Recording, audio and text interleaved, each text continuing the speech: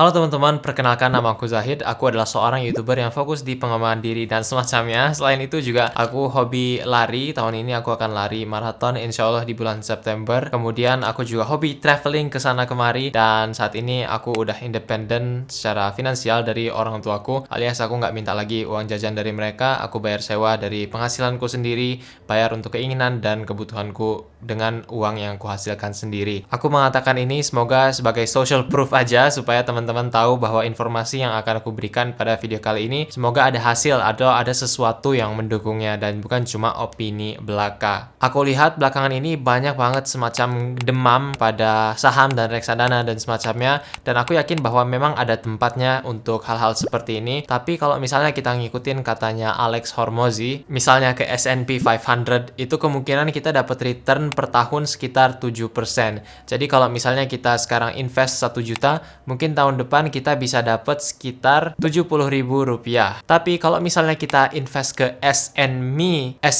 ini adalah semacam permainan kata, jadi S&Me diriku. Kalau misalnya kita invest ke diri sendiri, maka potensi return yang bisa kita dapatkan pun jauh lebih tinggi. Kalau misalnya kita invest ke S&P 500, katakan kita dapat return 7% tadi. Kalau misalkan kita invest ke S&Me, katakan misalnya kita beli suatu kursus untuk menjual produk seharga 1 juta rupiah. Kemudian dalam 1 bulan berikutnya kita berhasil ngejual satu produk seharga 200.000 rupiah. Ini aja returnnya udah jadi 20%. Jadi 13% lebih tinggi daripada invest ke S&P 500 tadi. Nah, tapi lagi-lagi pastinya ada tempatnya untuk masing-masing. Cuma ini aku ngekutip aja ide yang datang dari Alex Hormozi, podcast, buku-buku, dan tokoh-tokoh lain yang aku ikuti. Macam-macam investasi ke diri sendiri ini adalah juga hal yang aku lakukan, jadi bukan cuma aku percayakan aja, tapi emang bener-bener aku terapkan, dan aku emang yakin setelah aku jalani sendiri bahwa investasi ke hal-hal seperti inilah yang bisa memberikan return lebih tinggi dan juga lebih cepat. Itu adalah investasi ke bagaimana aku bisa meningkatkan earning capacity.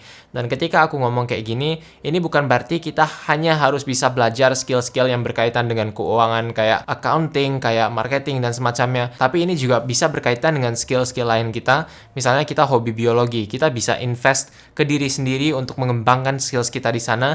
Jadinya nanti katakan kita bisa jadi asisten dosen di kampus dengan gaji sekian banyak. Atau dengan kecerdasan otak kita di bidang-bidang matem dan fisika, kita bisa jadi dapat beasiswa yang mana dari situ kita dapat uang UKT dan uang saku yang dibayarkan per bulannya. Kalau kita lihat ini sebenarnya returnnya jauh lebih tinggi daripada kita invest ke reksadana atau saham.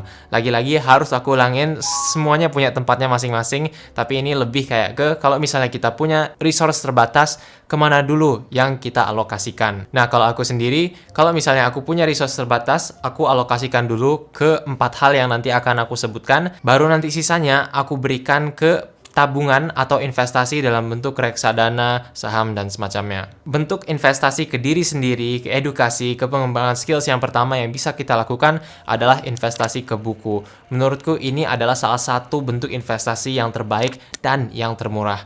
Kalau misalnya teman-teman lihat tokoh-tokoh terbaik di dunia di bidang apapun, mau di bidang sains, kayak Albert Einstein, kayak Richard Feynman, dan semacamnya, semuanya itu punya habits yang bisa ditarik ke buku. Mau Pak Gita Wirjawan, Pak B.J. Habibie, semuanya juga punya habits yang bisa ditarik ke buku. Jadi teman-teman bisa lihat di sini ada pola bahwa orang yang cerdas, orang yang berhasil di bidangnya, itu hampir selalu orang yang punya habits buku atau bisa ditarik setidaknya ke habits membaca, entah buku, entah apapun itu. Menurutku buku ini sangat bagus karena buku itu adalah hasil kerja seseorang atau si penulisnya selama bertahun-tahun atau bahkan seumur hidupnya yang disusun sedemikian rupa sehingga bisa dikonsumsi oleh pembaca dalam 100 sampai 200 halaman saja. Menurutku ini sangat-sangat luar biasa. Si penulisnya lah yang pergi kesulitan untuk ngeverifikasi data, untuk cek dan verifikasi sains dan informasi yang diberikan di dalam bukunya akurat, supaya nanti kita tinggal baca aja. Dulu pas aku SMA, setiap kali aku pergi lomba keluar kota dan lewat bandara, aku pasti selalu pergi ke toko buku kayak misalnya Periplus dan bawa pulang entah buku, entah majalah atau apapun itu. Yang penting pasti setiap kali aku ada uang saku lebih atau aku dapat uang hadiah lomba atau semacamnya, itu aku belikan buku. Return yang kita rasakan pastinya nggak selalu terasa langsung kayak immediate gitu atau langsung bisa dirasakan, tapi dia agak perlahan. Dan nanti setelah baca sekian buku, baru kita sadar bahwa ilmu-ilmunya itu berakumulasi dan akan ada titik di mana kita merasa bersyukur udah pernah memulai. Kalau misalnya soal buku ini, mungkin teman-teman merasa udah terlambat. Teman-teman mungkin cek ke comment section di bawah dan orang-orang udah baca belasan atau puluhan buku setiap tahunnya. Tapi teman-teman, kalau misalnya di comment section video YouTube kayak gini, orang-orang yang datang ke video kayak gini adalah orang-orang tertentu. Emang tipe orang yang cenderung datang ke sini adalah yang udah tertarik sama self development dan juga sama baca buku dari awalnya.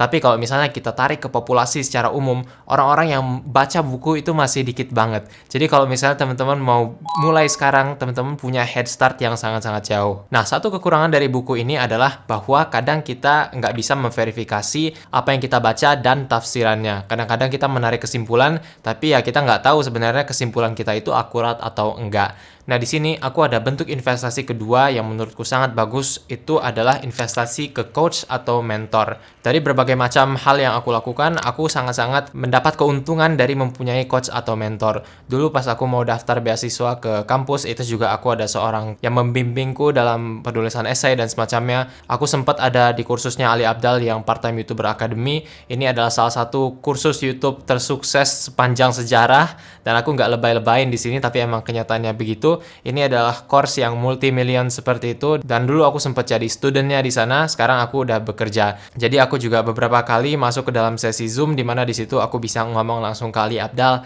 tanya beberapa keluh kesah dan juga poin dari bisnis yang kira-kira pengen aku selesaikan. Dan beliau di sana menganalisis pertanyaanku dan memberikanku jawaban ala-ala pelatih seperti itu. Selain itu juga pas gap year kemarin, tetap dapat penghasilan juga dari YouTube, di mana ada beberapa uang yang berlebih, dan daripada aku beliin gadget atau apa pada saat itu, aku milih untuk invest ke pelatih. Jadi aku sewa pelatih lari selama kurang lebih 1 tahun lamanya.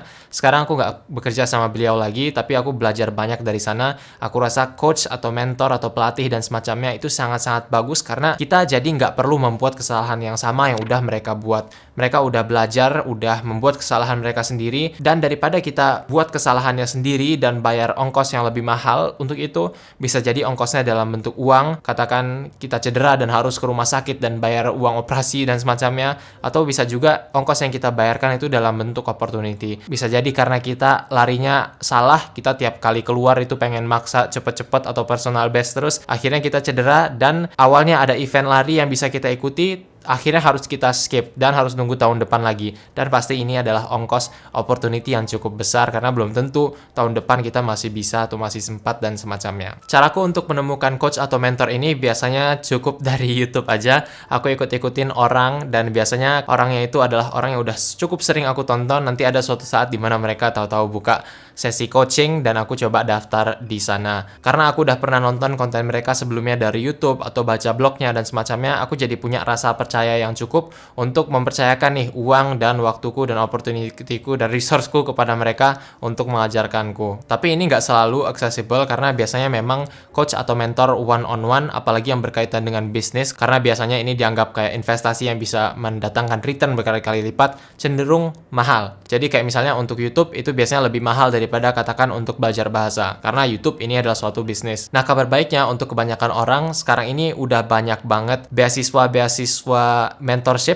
Jadi banyak beasiswa yang menawarkan jasa-jasa mentorship. Nanti kita daftar ke beasiswa itu, terus beasiswanya akan memasangkan kita dengan orang dari industri atau orang dengan keterampilan yang relevan dengan skills yang kita cari. Ini adalah opportunity yang bagus, kita bisa coba daftar ke sana, karena biasanya coach dan mentor yang bagus juga itu biasanya sangat-sangat jago dalam menguak potensi yang ada dalam diri kita. Jadi salah satu hal yang aku pelajari juga dari Hasan Kuba, salah seorang coach yang aku pernah berguru kepadanya juga, dia mengatakan bahwa coaching ini sebenarnya adalah tentang menguak yang terbaik dari diri studennya. Jadi biasanya coach yang bagus itu adalah coach yang bisa nanyain pertanyaan yang tepat. Dia nggak nyuapin jawaban, tapi dia ngarahin pertanyaan-pertanyaan. Jadi apa yang udah ada dalam diri mentinya yang mungkin terkunci karena mentinya kurang percaya diri, atau mungkin dulunya pernah dikatain atau pernah dibanding-bandingin terlalu banyak, dengan coach yang tepat itu bisa terasa luntur dan akhirnya potensi dirinya itu kegali. Investasi yang ketiga adalah kursus. Aku sendiri juga udah ikut banyak kursus. Kursus ini bisa jadi kayak live cohort, di mana aku datang ke sana terus masuk ke Zoom-nya dan instrukturnya langsung ngasih kursusnya ke aku. Bisa juga ini semacam kursus video and on demand, kayak misalnya ada Skillshare, ada Udemy dan semacamnya, di mana kita tinggal nonton aja video-video yang udah disajikan di sana. Waktu aku baru mulai channel YouTube, aku sendiri juga melakukan atau mengikuti kursus selama 30 hari. Kursusnya itu adalah video on demand. Kemudian pas aku naik level lah ke part-time YouTuber Akademinya Ali Abdal. Terus aku mulai lagi coba kursus-kursus lain, kayak misalnya kursus membangun studio sehingga bisa tampil lebih bagus. Kemudian kursus coaching, kemudian kursus Notion dan semacamnya itu pernah aku ikuti. Menurutku kursus ini yang terpentingnya itu ada di aspek komunitasnya. Kayak misalnya ketika aku ikut kursus lari gitu, yang penting sebenarnya bukan kayak ilmunya. Kenapa? Karena biasanya untuk kursus seperti ini, ilmunya itu udah tersebar di internet, udah tersebar di blog dan semacamnya. Kalau kita cari bakal ketemu. Yang dilakukan oleh kursus-kursus biasanya adalah untuk nge-streamline informasi tadi. Jadi kita tinggal ngikutin aja dari video 1, 2, 3, 4, 5, 6. Kalau misalnya kita punya waktu terbatas, ini adalah sesuatu yang sangat-sangat berguna.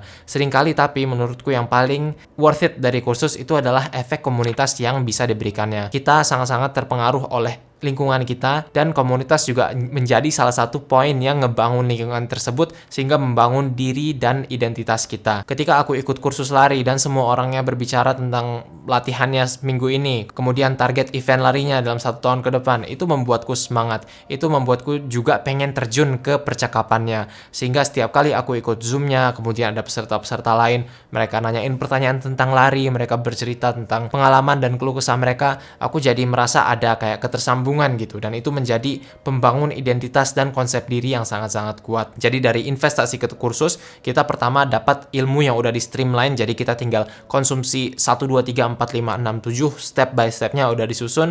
Ini sangat-sangat menghemat waktu dan juga menghemat gaya gesek. Kenapa? Karena biasanya walaupun kita udah tahu caranya, kita merasa males karena gaya geseknya atau friction atau gaya hambatnya itu terlalu besar. Jadi ini yang dibebaskan oleh si kursus-kursus seperti ini. Kabar baiknya, kebanyakan kursus sejauh ini yang bagus menurutku itu juga menawarkan program 100% refund. Nah, yang bagus biasanya, meskipun harga yang dibayarkan itu cukup premium, tapi kalau misalnya kita merasa nggak worth it, kita bisa atau diizinkan untuk minta refund sebagian atau sepenuhnya. Aku sendiri udah pernah ngeaktifin refund ini. Waktu itu aku berlangganan course Notion, di mana di situ diajarin bagaimana cara memakai elemen-elemen Notion, kemudian menggunakan database dan semacamnya. Tapi aku rasa ini terlalu tinggi untuk levelku, dan aku juga belum sampai se-advance itu pakai Notion-nya. Jadi setelah beberapa bulan, aku kirim email, aku minta refund, dan akhirnya organizer course-nya bilang bahwa oke, nggak apa-apa, mungkin course ini belum cocok untukmu saat ini. Kami akan langsung proses refund-nya. Gak lama kemudian, sekitar 2-3 hari, refund-nya langsung masuk ke rekening bankku. Kemudian investasi ke diri sendiri yang terbaik berikutnya menurutku adalah invest ke pengalaman. Sekarang aku sangat sadar betapa pentingnya pengalaman dan berapa lebih worth it-nya investasi ke pengalaman daripada kayak baju, sepatu, dan semacamnya. Sama 1-2 tahun ke belakang ini, aku travel di Eropa, Amerika, Asia Tenggara, Jepang, Korea, dan semacamnya.